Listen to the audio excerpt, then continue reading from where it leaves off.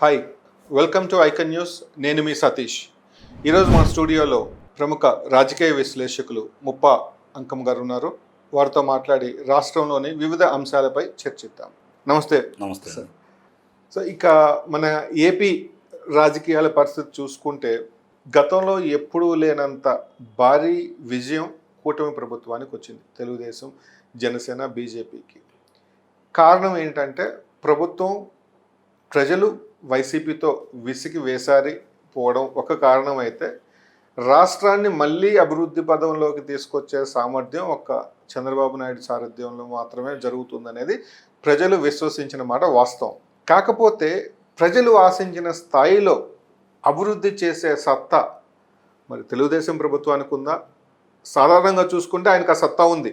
కాకపోతే గత 5 సంవత్సరాల్లో రాష్ట్రం ఒక 10-15 సంవత్సరాలు వెనక్కి వెళ్ళిపోయిన మాట కూడా వాస్తవం. ఒకటి అప్పులు, అరాచకం, వ్యవస్థలన్నింటినీ అవినీతిలో ముంచేయడంతో ఇప్పుడు ప్రభుత్వానికి అధికారులు సహకరిస్తారా అనేది కూడా అనుమానమే. సో దాదాపుగా ఒక 10 లక్షల కోట్ల అప్పు, అన్నీ ఖాళీ, ఆదాయ వనరులంతా కూడా ఖాళీ అయిపోయినాయి.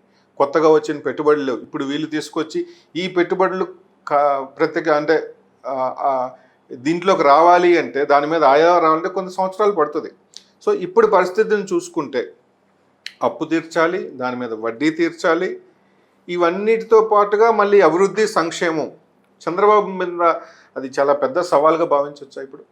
అంటే సంక్షోభం నుంచి ఆయన ప్రతి సవాల్ని స్వీకరించేసి సంపదను ఎలా సృష్టించాలో తెలిసిన వ్యక్తి చంద్రబాబు నాయుడు గారు. నిస్సందేహంగా. దానికి ఎందుకు చెప్తున్నానంటే 115 రోజులు ఇప్పుడు వరకు వస్తే మనకి నిన్నటితోటి 4వ విడత పూర్తయిపోయింది. జూలై, ఆగస్టు, సెప్టెంబరు, అక్టోబర్ 4 విడతల్లో కనుక మీరు చూసుకుంటా ఉంటే, మామూలుగా గతంలో ప్రతి శుక్రవారం నాడు రిజర్వ్ బ్యాంక్కి ఇంటింటి పెట్టేసి మంగళవారం నాడు అప్పు తెచ్చుకోవడం ఆనవాయితీ. తెచ్చినప్పుడు ఏమైపోతాయి ఏందనేది ఎవరికి సంబంధించిన విషయం కాదు. అలాగే ప్రభుత్వ రంగ సంస్థలను కూడా తాకట్టు పెట్టి అప్పులు తీసుకొచ్చారు. ఎంత అవకాశం దొరికితే అంత అప్పులు తీసుకొచ్చారన్నమాట వాస్తవం. ఇక్కడ పరిశ్రమలు స్థాపించలేదు, ఆదాయ మార్గాలు ఇంతవరకు చూడలేదు. కానీ మనం ఒకటి గమనించుకోవాల్సిన అంశం ఏంటంటే, గత ప్రభుత్వం 1000 రూపాయలు పింఛన్లు పెంచడం కోసం 2000 నుంచి 3000 రూపాయలు చేయడం కోసం 5 సంవత్సరాలు పట్టింది. మరి చంద్రబాబు నాయుడు గారు వచ్చిన మొదటి నెలలోనే 3000 నుంచి ఒకేసారి 4000 చేయటమే కాకుండా ఆయన హామీ ఇచ్చిన విధంగా 3 నెలలు కలిపి అంటే ఒకేసారి 7000 ఇచ్చుకుంటూ వెళ్ళాడు. వికలాంగులకి వాళ్ళకి ఇచ్చేది 5000 నుంచి 10,000 రూపాయలు చేశాడు. అలాగే దీర్ఘకాలిక రోగులందరికీ కూడా 15,000 రూపాయల కాడికి ఇచ్చుకుంటూ వస్తున్నారు. 1వ తారీఖు 2వ తారీఖుల్లోనే ఉద్యోగస్తుల జీతభత్యాలన్నీ ఇచ్చారు. అలాగే విశ్రాంతి ఉద్యోగస్తులకు కూడా అందుతానే ఉన్నాయి. అప్పులు చేయలేదు కదా మరి. పోనీ ఛార్జీలు ఏమన్నా పెంచారా? పెంచలేదు. ధరలు అట్లనే ఉన్నాయి కదా. విద్యుత్ కావచ్చు, రవాణా కావచ్చు, అట్లనే ఉన్నాయి కదా. మరి పన్నులు లాంటి చిన్న చిన్న పన్నులు కూడా తీసేశారు కదా. మరి ఎలా సాధ్యమైంది అప్పులకు వెళ్లకుండా?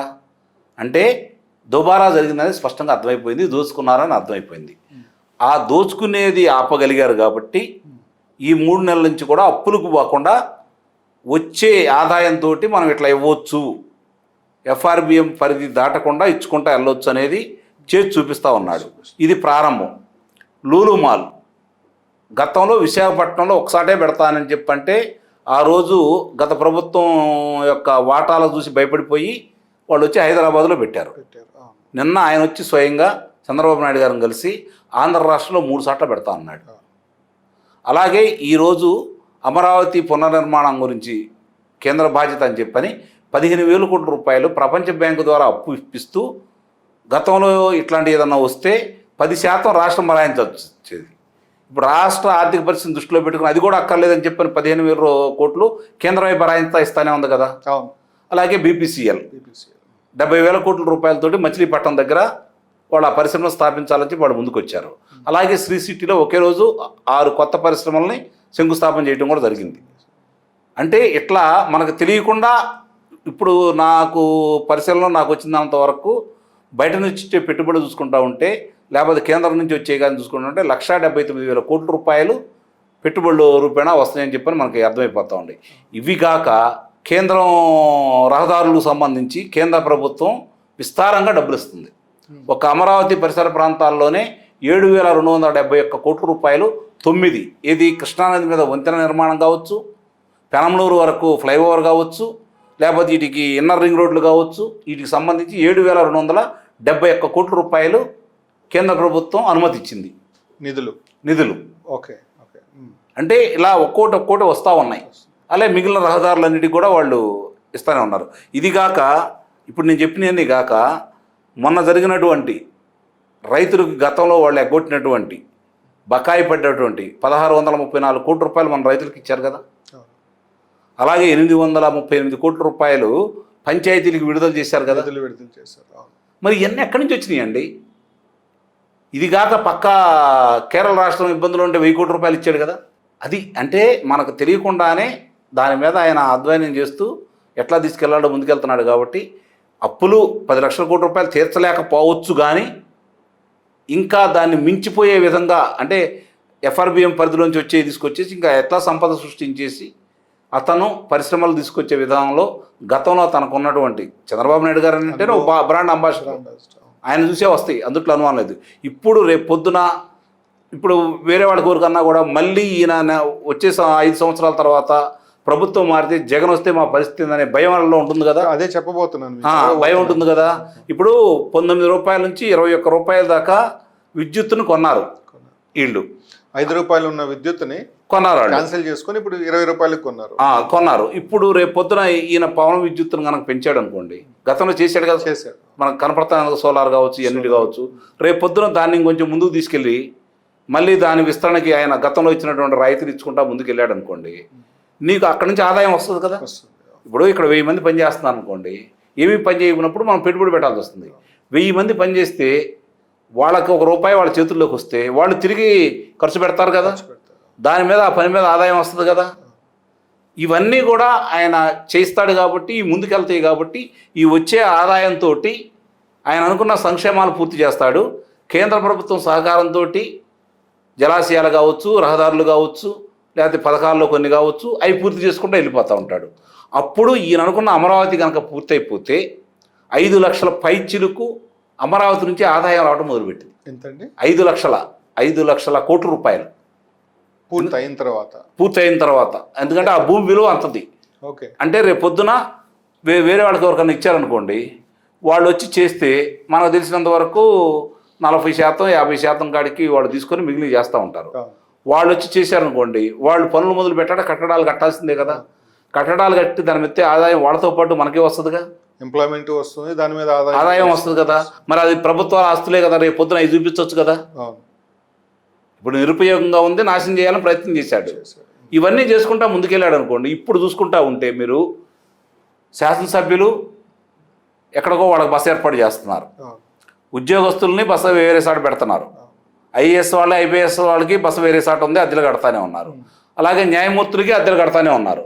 రేపు పొద్దున అవి పూర్తి ఇప్పుడు 70-80% పూర్తి అయిపోయినాయి కదా. మిగిలిన శాతం పూర్తి చేశారనుకోండి, అదే మీకు దాదాపు ప్రతి నెల 100-150 కోట్ల రూపాయలు అయ్యే మిగులుతాయి కదా రేపు పొద్దున. ఇవన్నీ పనులు జరిగే కొంది నిదానంగా. కాకపోతే ఈ ప్రారంభ సంవత్సరం ఒడిదుడుకులు ఎదుర్కోవచ్చు, అయినా సరే కేంద్రం ఉదారంగా సాయం చేసే పరిస్థితి కనపడతా ఉంది. కాబట్టి ప్రజలను కూడా భాగస్వామ్యం చేయాలని కొత్త కార్యక్రమం మొదలుపెట్టాడు. కాబట్టి ఆయన గ్రామాల్లో ఏదన్నా పనులు సత్వరం చేసుకోవాల్సిన పనులు ఉంటే ప్రజల భాగస్వామ్యంతో కేంద్ర ప్రభుత్వం ఇచ్చే నీటికి సంబంధించినవి ఉంటాయి, రహదారులకు సంబంధించినవి ఉంటాయి, మురుగు కాలువలకు సంబంధించినవి ఉంటాయి, దానికి నాబార్డు నిధులు ఇవన్నీ ఉంటాయి. దాని ప్రజలు కనుక 30%, 20%, 10% వివిధ పథకాలకు సంబంధించి వాళ్ళు కనుక ప్రజలు కట్టుకుంటే లేదా ప్రభుత్వం కడితే కేంద్ర ప్రభుత్వం నుంచి నాబార్డు నుంచి వస్తూ ఉంటాయి. మరి అవన్నీ కూడా ప్రజల్ని ఇన్వాల్వ్ చేశాడు అనుకోండి, ముందుకు వచ్చి చేయడానికి సిద్ధంగా ఉన్నారు. కాబట్టి ప్రభుత్వం మీద భారం పడకుండా పనులు జరుగుతాయి అని చెప్పని నేనైతే భావిస్తున్నాను. అంటే ఇదే విషయం మీద మరో 2 రోజుల్లో మళ్ళీ ఢిల్లీ ప్రయాణం ఉన్నట్టు చంద్రబాబు నాయుడు గారిది. అంటే ఈ 7వ తారీఖు ఈ కార్యక్రమంలో అమరావతి రైల్వే స్టేషన్ మీద ఒక ప్రత్యేక రైల్వే స్టేషన్ అమరావతికి మరియు అనుమతి పొందారు. విశాఖ రైల్వే జోన్ ఒక కొలిక్కి వచ్చే అవకాశం, దానికి కూడా అనుమతి వచ్చింది. కొలిక్కి కాదండి, మొన్న మీరు రామ్మోహన్ నాయుడు గారు మాట్లాడింది చూసుకుంటా ఉంటే చంద్రబాబు నాయుడు గారు మాట గుమ్మనంగా ఉన్నారు, కానీ అది కూడా సాధించారు. రెండోది సెయిల్ వాళ్ళ ద్వారా ఇది అమ్మే ప్రైవేట్ పరం చేయకుండా సెయిల్ భాగస్వామ్యంతో విశాఖ ఉక్కును కూడా తిరిగి గాడిని పెట్టే పరిస్థితి తీసుకురాబోతున్నారు. ఇవన్నీ కూడా సత్వరం జరుగుతూ ఉంటాయి. రేపొద్దున ఆ పనులు మొదలైతే ఎంతమంది యువకులకు చేతి నిండా పని జరుగుతుంది చెప్పండి. అవును. ఇవే ఇప్పుడు రాష్ట్రానికి కావాల్సింది ఇదే కాబట్టి ఆ విధంగానే ఈయన ముందుకెళ్తాడని అయితే నేను భావిస్తున్నాను. ఆరంభంలో కొన్ని ఒడిదుడుకులు ఎదుర్కొన్నా ఇంకొక 4-5 నెలలు అంటే మనకి 2025 మార్చి 31 వరకు ఈ సంవత్సరం కింద లెక్కేసుకుంటారు కాబట్టి అప్పటి వరకు కాస్త ఒడిదుడుకులు అనేవి ఉంటాయి.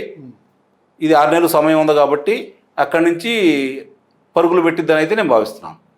చూశారు కదా, సవాళ్ళు ఎన్నో ఉన్నా అది కేవలం కొన్ని నెలల పాటు మాత్రమే ఉంటాయి.